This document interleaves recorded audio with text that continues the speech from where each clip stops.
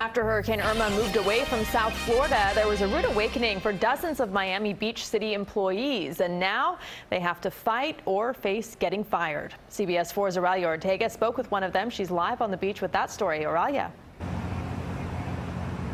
The city says out of more than 2,100 employees, about 100 considered to be essential personnel did not show up to work when they were supposed to. One of those employees tells me that even though she had time off approved by her supervisor, she still received a letter saying she may get fired.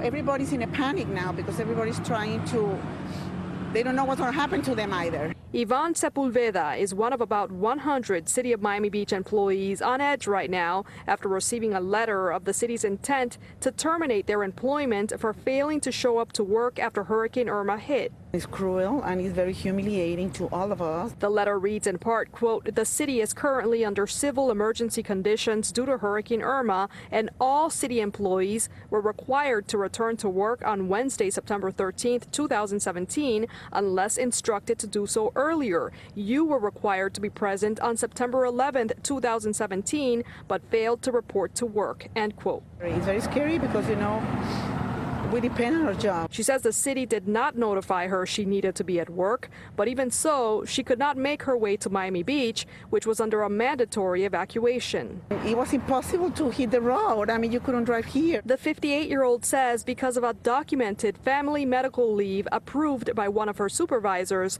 she did not return until Monday, September 18th. He told me, no problem, I mean, you're fine because we didn't have electricity here.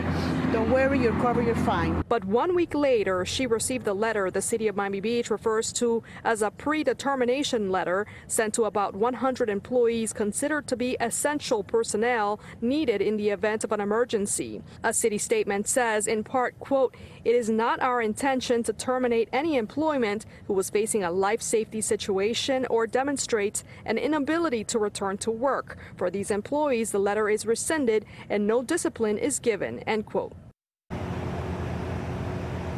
And Sepulveda has a meeting scheduled with HR on Thursday. We did reach out to the city, and they told us that if she had time off approved by a supervisor, then that letter will be rescinded.